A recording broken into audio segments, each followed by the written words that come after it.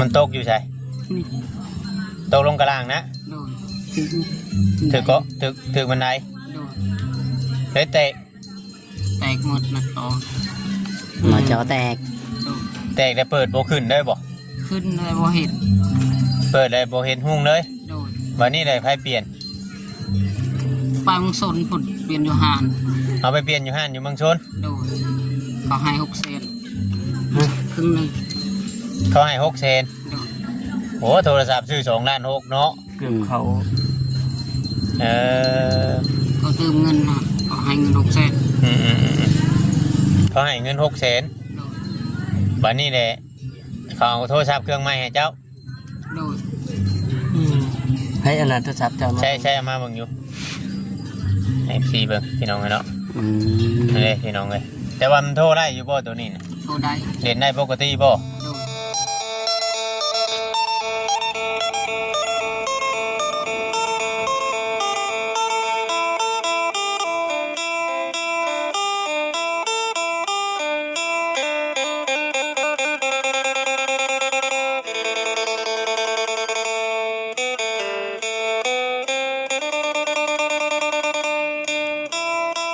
จังหวะใช่ไหมมูนั่นแหละขึ้นฮะมูให้ขึ้นเขาขึ้นไปเอายังไงเขาขึ้นสูบยาจะเขาไหลแล้วนะถึง4-5 เทือนแล้วว่าอย่าขึ้นสูบขึ้นเด้อขึ้นน้องขึ้นเขาอ่ะผลขึ้นไปสูบยาอย่ามานะเขาอ่ะสั่งโอ้เนาะเอาสบายดีก่อนจังว่าแทบแบบทีนี้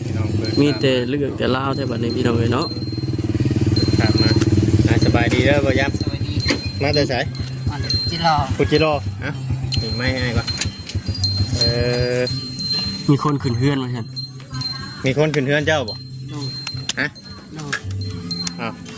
พี่ช่างว่าแท้เพื่อขึ้นไปเฮ็ดยังขึ้นสูบยา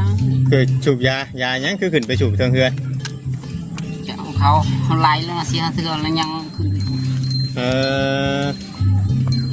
เลยจะไล่ลงเนาะช่างเป็นขึ้นไปสูบยาหมกยามาใช้เฮือนบ่ย่ำบ่ยังอยู่บ่เพื่อนยังอยู่เนาะเขาจะมาแต่ใส่กับกินนี่นะยังจะใส่ถุงยางไว้ที่เต้าบ่อนโดยบอกว่ายัง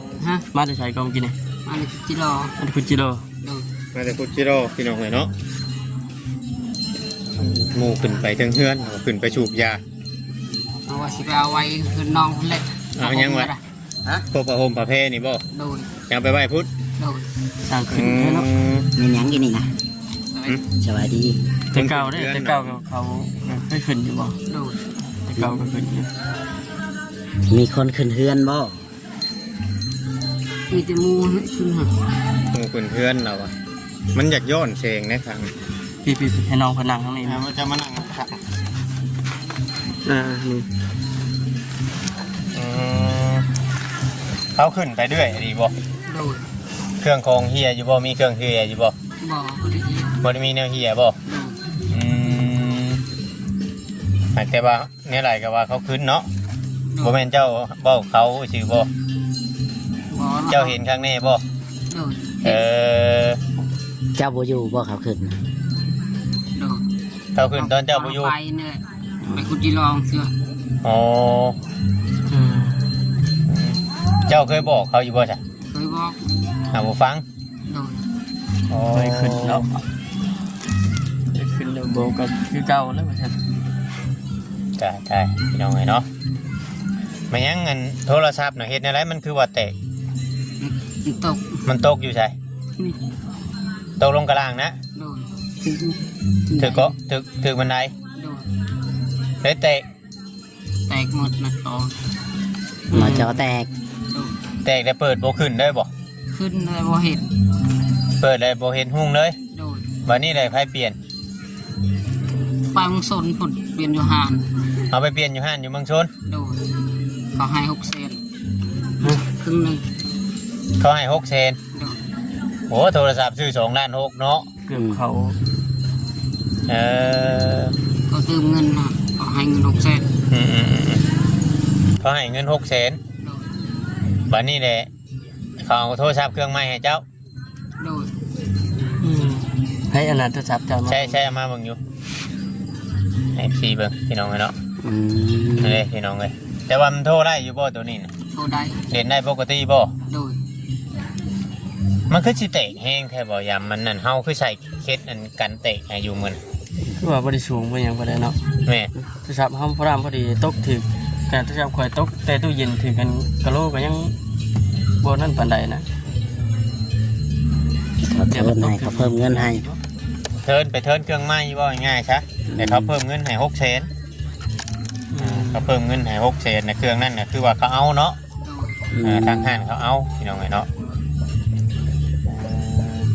กว่ามันแพงได้โทรศัพท์เครื่องนั้น แม่ เติบหนึงนะ แม่นๆถ้าทางเบาย่ำสิชมนี่ว่าสิบ่มีเงินชม ชอบมันสิแพงกว่า ประมาณ1,000 กว่าบาทนี่แหละชมนะจอนะประมาณ1,200 1,300 เปลี่ยนจอใหม่เลย เป เนาะ ลี่ยนจอใหม่เขาบอกว่าเปลี่ยนจอใหม่บ่เขาว่า โดยว่าไปงวด อืม ตัวข้างไทยเนาะ มันก็ เองเลย ของไทยอ่ะนะของชื่อมาว่าอยากให้ได้ใช้เครื่องดีแน่เนาะ แม่น แต่ซื้อมาในราคาที่ว่าสูงอยู่พี่น้องเนาะ2.6 ล้านมาซื้อมื้อนั้นเพื่อราคาแพงเพราะว่าอยากให้ทางน้องเพิ่นได้ใช้เครื่องดีบัดนี้ไปแต่ทางห้างเขาแนะนำแบบนี้ดิเขาเปลี่ยนเอาแบบนี้บ่เขาบ่อน โดย อืมก็เลยเปลี่ยนตัดสินใจเปลี่ยน ๆ โดย พอเป็นหนาจร3,000 เขาบอกนะ โดย โอ้เขากี่ตัวเนาะ อืม มันบ่ฮอดล็อกเปลี่ยนอ่ะจอ 3,000 เอาถามว่า3,000 มันกลัวฮอดอันราคาโทรศัพท์พุ่นเลยเนาะ บ่กลัว บ่กลัวบ่ บ่กลัวบ่กลัว 2 ล้านมันยังน้อยหนึงน่ะมันจะซ้ำแม่น ใกล้ มันจะ ใกล้ ซ้ มัน ใกล้ ใกล้ เคียง เคียงกันแล้วเนาะ ำแต่ว่าถ้าว่าเฮาเอาไปอยู่ห้านสมมุติว่ามันตกแต่งเฮาเอาไปวางห้านเฮาซื้อนี่บ่ฮอด บ่ฮอด บ่ฮอดนี่เขาก็สิเสียกไล่โทรศัพท์หน่วยนั่นแหละเขาเอาหน่วยนี้ให้แล้ว อืม อ่า เพิ่มเงินให้ แม่นเพราะว่าตัวนี้มันจะเป็นของมือสองอยู่แล้วเนาะโทรศัพท์มือสองอยู่แล้วตัวนี้หน้าจอมันแตกแบบนี้แต่เก่าบ่เนี่ย บ่ หาก็มาแตกน้ำเจ้านี่ โดย เอาแล้ว ไว้ในถุง ไว้อยู่ เอาไว้ใช้ ข้าง โทร นั่ง โดย อ่านขอเว่าอยู่ใส่ธงนั่นระวังไหน เอานั่งได้มันเข่งมันปวด บัดนี้แหละเจ้าจะเอาเครื่องนี่มาไว้เพื่อนน้องเจ้า โดย โอ้ยังเขาเอา โดย มีอย่างนี้ได้ที่เขาเอาไป มีอยู่บ่ มี มีอย่างเขาเอาไป ผ้าห่ม ผ้าห่ม โดย ผ้าห่มตัวไรนะ น้อย ผ้าห่มมันเทมโทรศัพท์นะ บ่ผ้าห่มเขาซื้อเอาไว้ โอ้ เอา2คืน เข้าไป โดย เอาเลย เขาเอามือได้มือฝนตกบ่ ตอนนั้นแหละ อืม เจ้าบ่ได้อยู่บ่ ก็ไปการ จะไปก้านเขาตอนคืนบ่ โดย โอ้ ของหาหมอย ยันหมูเองนั่นแหละเอา พวกที่เขาเคยขึ้นเนี่ยเนาะ โดย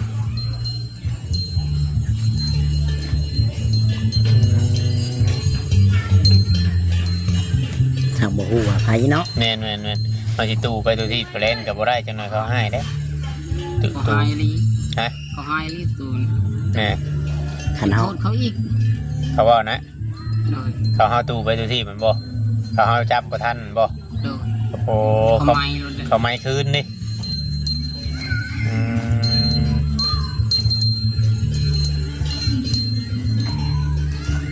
อืมนี่ก็เลยไผจะพาเจ้าไปเปลี่ยนโทรศัพท์อยู่เมือง คน อยู่ เทวันนี่แหละ อยู่เมืองชนบุรี เกิดนั่น เพื่อนลังชุดคุณบ่ โดย อ๋อพาไปเปลี่ยน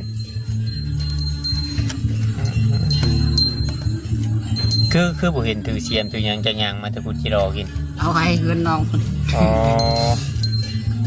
ไผจะไผมาหาเจ้ากิน 4-5 โตนะว่าเห็นเนาะ ไปยังไผมาหาเจ้ากิน หมู่ หมู่เจ้า โดยคนอยู่ดึงเอาพุ่นมาเฮาอยู่ ฮะ มาเฮาอยู่อยู่นึงเอาพุ่นเอาลงว่าสิไปเอาไปสิไปวะไปขึ้นเนื้อหัวมีการไป เขาว่าจะเอาเจ้าไปอยู่พุทธ โดย ไปเฮ็ดหยังอ่ะนะคือมีรถถกรถถีบนำเพิ่นกิน ก็มีแหละมัน ไป ว่าสิไปให้เฮาล้างรถนะรถจักรนี่เขาซื้อจักรเถื่อนนี่ โอ้ว่าจะเอาเจ้าไปล้างรถล้างอย่างน้ โดย ำนางรถเทือน บัดนี้เจ้าจะไปอยู่กับเขาบอกขึ้นในไหน บอกว่าหันไป ระวังไหนเนาะ เอายามแบบนั้นยามเขา จัก จับ กันเลยได้ แต่หูจักกันในไรกับเขา เคย ฮะ เขาขึ้นอยู่เรือพุ่นเขาอยู่แต่น้อยๆพุ่น ไปอยู่กับเขาบอก โดย เดี๋ยวเขาหูจัก โดย บัดนี้เขาเลยนำลงมาเบิ่ง โดยเขาว่าเขาเห็นอยู่โทรศัพท์ อืม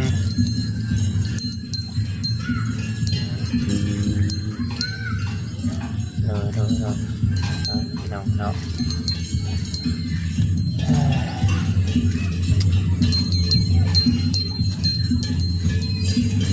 เสียงฟ้าเนาะพี่น้องเนาะ แม่นก็อาจจะมีเสียงตู้เสียงอย่างในคลิปนี้ก็บางเทอมที่ก็จะคิดลงได้บ่ได้เลยพี่น้องเนาะเพราะว่ามีเสียงตู้เสียงหยังว่าอยู่บ้านเพิ่นนะบอกบ่ได้พี่น้องง่ายๆใช่ทำบอกเลยเขาเจ้าแห้งเปิดลังขึ้นเนาะว่าอยากทำบอกแต่เขาแห้งเปิดลังขึ้นแต่เขาเจ้าเอามื่อไว้เพื่อนน้องเจ้าได้บอก เขาหากับมือวันนี่ เอามื่อวานนี้ หากับมือ เมื่อไหร่ อ๋อมันเบิดแล้ว โดย หากระมุดเมื่อวานนี้ ยังไม่ได้ขายจิโร่มันนี่เนาะ โดย แต่พูดได้ซื้อ ในสีหาโต๊ะเราจ บ่เห็น มันบ่มีควยบ่มันหากระเด็ดมันนี่บ่ โดย พอฝนตกเลยมันบ่ค่อยเห็นควยมันเนี่ย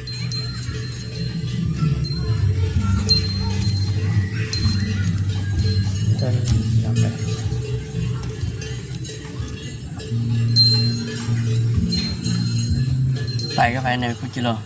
ไปกับหมู สามโมงฮะ ไปกับสองคนกับหมูนั่นแหละ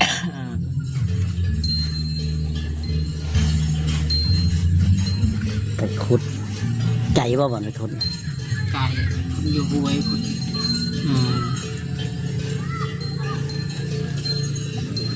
มันนี่หาอยู่หากินไว้เป็นข้าวเป็นหยังมันนี่สิเมื่อกินอยู่เพื่อนน้องบ่ หมอกินด้วยกัน หัวเขาเบิดแล้วจ้ะ เนาะสมมุติว่าไล่ข้าวได้หยังนะ กันนั่งอยู่นี่ หนึ่งอยู่นี่ โดย แล้วเจ้าป้าไว้นี่มันบ่เหี่ยบ่ บ่เอาไว้ขึ้นน้องนั่นแหละได้ไปเอา อ๋ออยากได้แต่ไปเอา เอามาหนึ่ง อืมอยากได้น่ะไปเอามาหนึ่งอยู่พี่เนาะ ตักมาหนึ่ง แต่ว่าถ้าเฮาสิป้าไว้นี่แบบโดยตรงนี่บ่ได้ดอกเนาะ โดย อืมเพราะว่าเรากับผ้าห่มเราเหี่ยทรงพื้นแต่ว่าพี่น้องเนาะเฮาก็อาจสิเว้าว่าผู้นั้นผู้นี้เอาก็บ่กล้าเว้า กล้าเว้าเนาะ จังน้อยเขาสิให้เขาสิไหมขึ้นซ้ำอีกแล้วอ่ะก็ระบุบ่ได้พี่น้องเนาะเพราะว่าเฮือนมันเป็นโจ้งๆแบบนี้แหละเปิดไว้แบบนี้แหละ มีประตูอัดประตู บัดนี้อันผู้ที่จะเว้าว่าเพิ่นให้อยู่มันนี่ได้จักมือแล้วบัด เขาไปถามเลยว่ามีว่าดินสิอยู่หาว่าโอ้ยยังบ่มีคอยอยู่สิหามือก่อนเด้อ อืม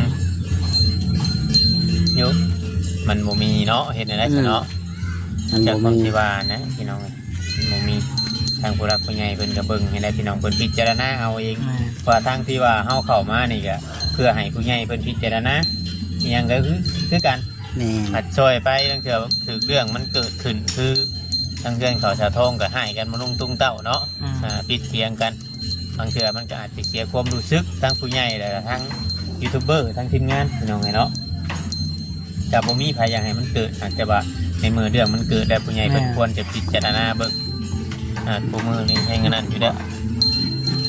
เพลงเปิดเพลงลังขึ้นอีกว่านี่พี่น้องเนาะ ไปเจ็บไหมได้ยันว่าเปิดเพลงดังอย่างนั้นพี่น้องกิน เพลงเสียนนั่นอีกเนี่ยเนาะ เจ้าคิดเห็นวันนั้นแล้วใช่เปล่ายังฮะมันใช่ดีอยู่บ่โทรศัพท์ที่ได้มาเนี่ย โอเคบ่ อยู่ อืม เฟซไลน์แมนเฟซมันอย่างไรแมนตั้งแล้วบ่ ตังค์ ตั้งแล้วบ่ อืมในไลฟ์สาวแล้วบ่ ได้เลยนะอันนี้ยังบุยๆอยู่ ยันแต่ว่ายันไว้ว่าแต่โทรศัพท์แตกมันเปลี่ยน กับผู้ชายปะจ๊ะ เปลี่ยนกันใส่กับผู้สาวจ้ะ ฮะ ก็ โอ้แอนบ่คักแน่บ่จะว่าผู้ชายเห็นโทรศัพท์เครื่องนั่นงามดุดเขา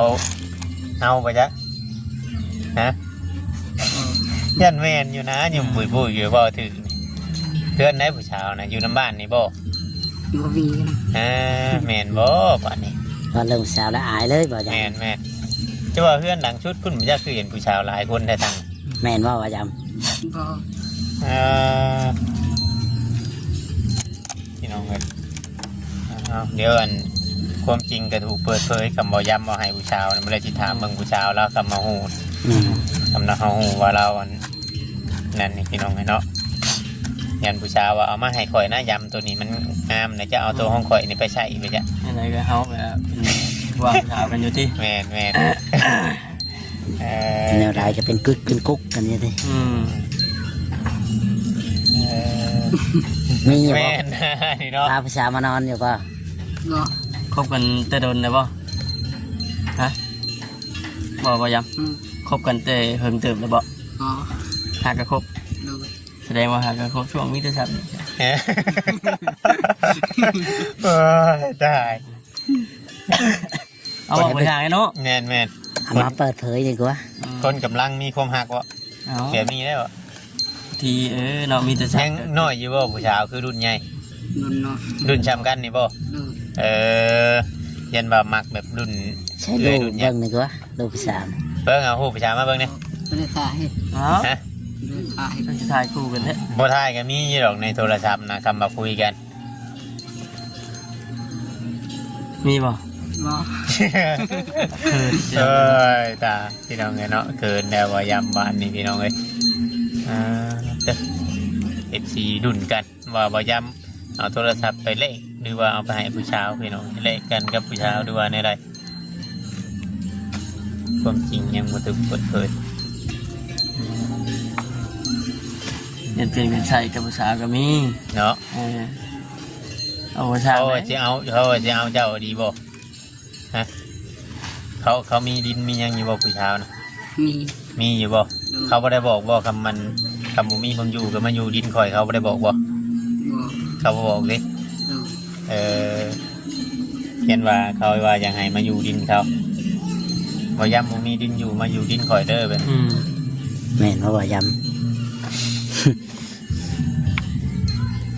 ยิ้มเลย บอกบ่ได้แล้วนั่นคือเขาเห็นบ่ย้ำแท้ให้แท้นาก็เป็นเนาะนั่นคือเขามักก็มีเขาก็บอกบ่ได้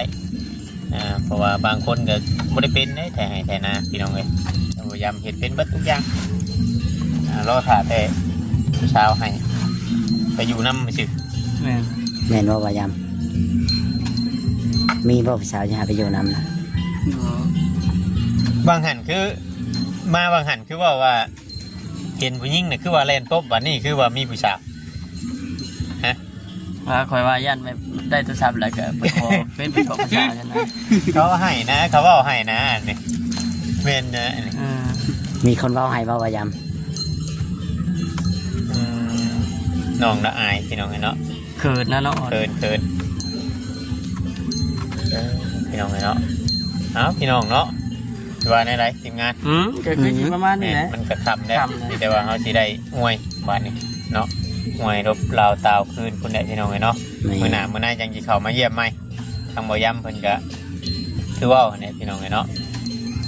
อยู่คนเดียวโดดๆว่าเลยเนาะ อยู่คนเดียวจะโยดบางเทื่อบางทีก็อยากเว่าให้ยิ้มให้หัวเนาะเว่าเรื่องผู้สาวบัดหัวยุ่มๆเนาะ ทำมา ของ บ่ มัก เว่าเรื่อง เนาะ ผู้สาวบัดบ่หัวหนนะพี่น้องเลย ขอ ก็ ง ได้ หมัก อยากเว่า ของหมักว่าจำผู้สาวนี่ ดู พี่น้องเลยสบายดีวะใช่ไหม สวัสดีสวัสดี ไม่ให้อยู่ เดี๋ยวสบายดี